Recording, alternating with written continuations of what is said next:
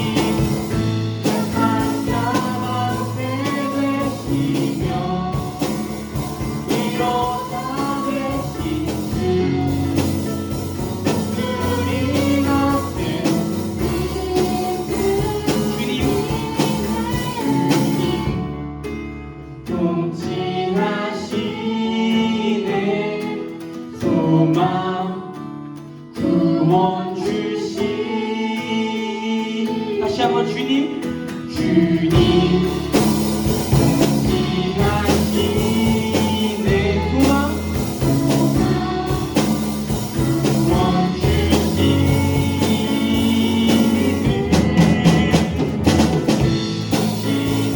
영원하신 내 영원하신 지키지 않으시는 주님 약한 자밖에 되시며 위로자 되신 주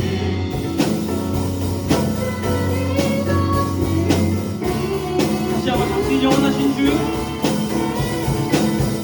당신은 영원하신 주 내 영원하신 주 지키지 않으시는 아멘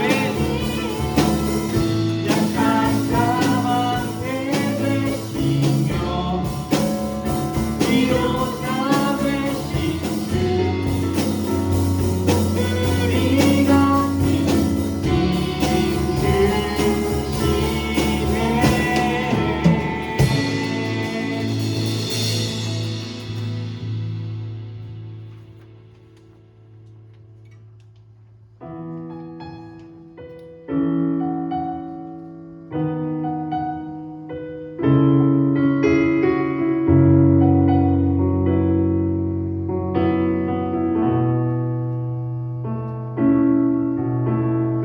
은혜로 날 보듬으시고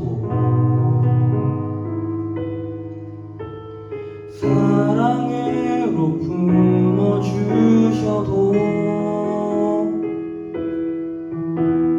내 마음 한 자락도 지키지 못하는 이 모습 부끄럽습니다.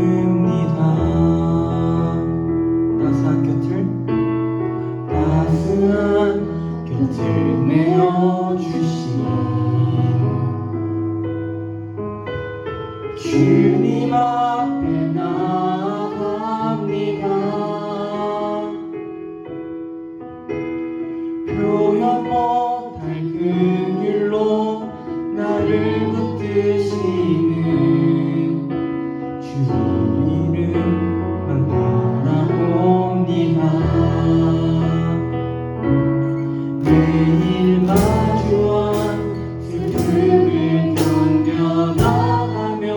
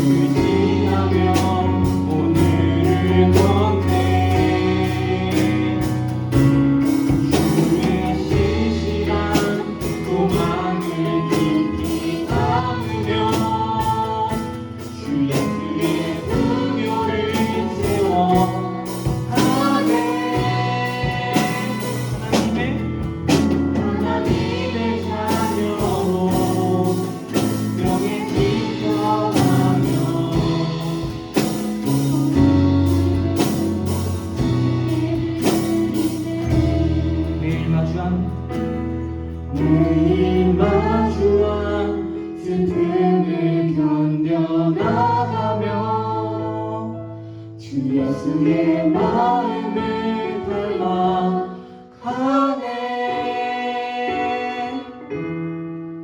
두려운 걸음마다 주가 동행하니 주를 의지하며 오늘을 걷네.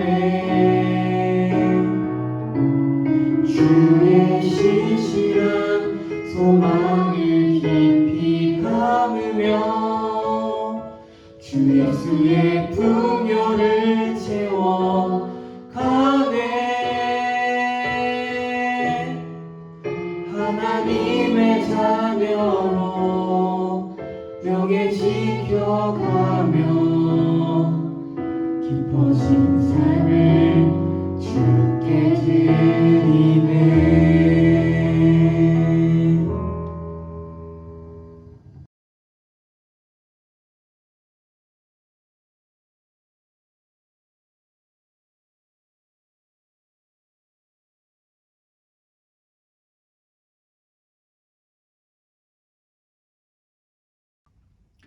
당시 최고의 항구 도시였던 고린도는 물질적으로 굉장히 풍요로웠습니다. 그래서인지 우상 숭배와 도덕적인 타락이 만연했어요. 그리고 그 여파가 교회까지 미치게 됩니다. 그래서 당시 교회들 중에 가장 말도 많고 탈도 많던 교회가 고린도 교회였는데 그 문제에 대해서 바울은 편지를 한 통 그리고 또 한 통 두 번 보내게 됩니다. 교인들의 독신과 결혼 문제, 그리고 우상 제물을 먹는 문제, 그리고 성만찬의 의미, 성도의 죽음과 부활 등 수많은 교인들이 궁금하게 여기는 문제들에 대해서 답변을 해주는 것입니다. 바울이 이 모든 문제의 해결을 위해 가장 먼저 제시한 것은 바로 십자가의 도입니다. 십자가의 도가 멸망하는 자들에게는 미련한 것이요 구원을 받는 우리에게는 하나님의 능력이라. 우리를 위해 고난을 겪고 십자가를 지신 예수님의 사랑과 희생 정신을 생각한다면 이 문제는 아무것도 아닌 자연스럽게 해결될 것을 확신했던 것입니다. 그리고 주님이 몸소 보여주신 사랑의 본질이 무엇인지, 믿음, 사랑, 소망 이 세 가지는 항상 있을 것인데 그 중에 제일은 사랑이라. 흔히 사랑장이라고 불리는 이 고린도전서 13장을 통해 사랑에 대해 아주 중요하게 교인들에게 말합니다. 그리고 이후 바울이 고린도전서를 보낸 뒤에 고린도 교회로부터 좋지 못한 소식을 전해 들어요. 그래서 한편에 서신을 다시 보내게 됩니다. 고린도후서에서 가장 큰 문제로 드러나는 일은 바로 사도 바울에 대한 도전이었습니다. 고린도 전서를 통해 고린도 교회의 잘못을 지적하며 회개를 하라고 말했던 내용들에 대해서 일부 교인들이 불만을 가지고 바울의 가르침을 비난하고 사도로서의 자리도 의문을 가지는 상황이었던 것입니다. 그런데 바울에 대한 불만으로 끝이 나면 좋았을 텐데 거기서 끝이 아니라 복음에 대한 도전까지 이어졌기 때문에 바울은 이 문제에 대해서 고린도 후서를 기록하게 된 것입니다.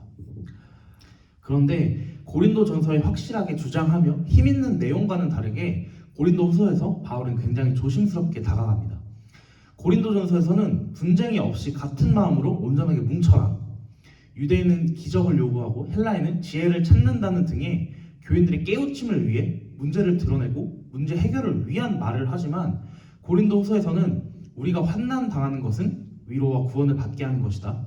너희 믿음을 지배하려는 것이 아니고 기쁨을 누리게 하려고 함께 일하는 돕는 자다 라는 등의 앞선 자신의 사도권과 복음에 대한 도전에 대한 문제 해결을 위해 문제를 언급하기보다 주님의 큰 뜻을 깨닫게 하기 위해 권면하는 말을 하는 것입니다.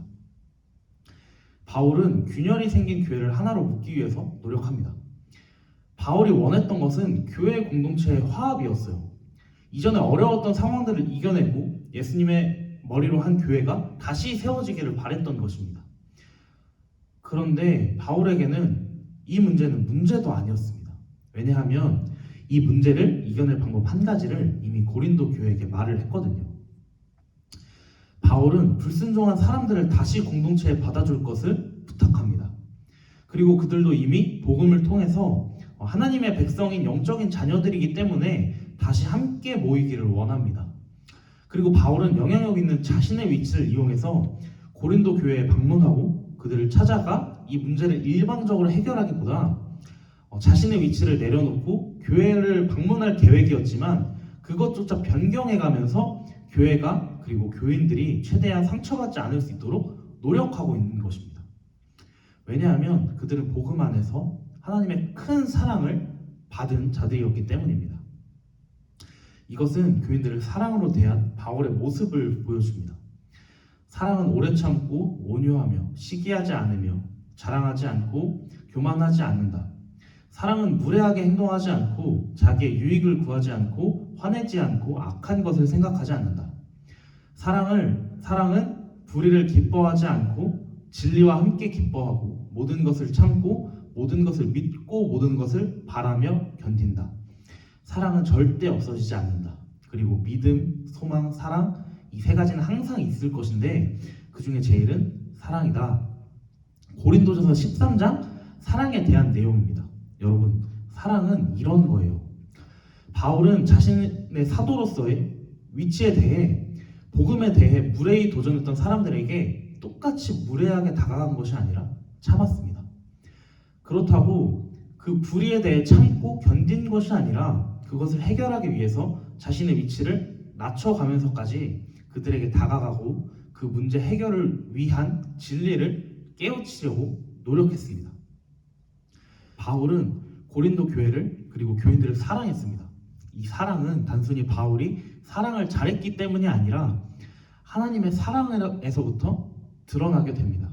자신을 위해 가진 핍박을 당하시고 고난의 상황을 보내셨던 주님의 그 사랑 때문에 자신의 위치, 그 권리를 포기할 수 있었고 그 사랑 때문에 이런 문제는 문제도 아니다라고 생각하면서 교회의 하나됨을 당연하게 기대할 수 있었던 것입니다. 여러분, 사랑을 그들에게 드러내라. 우리 정말 큰 사랑 주님께 받지 않았습니까? 그 사랑 때문에 큰 위로 받지 않았습니까? 여러분, 사랑 그것만으로도 모든 문제가 해결되고 큰 위로를 받으며 당연하게 문제가 해결될 것이라는 기대를 가질 수 있는 것입니다.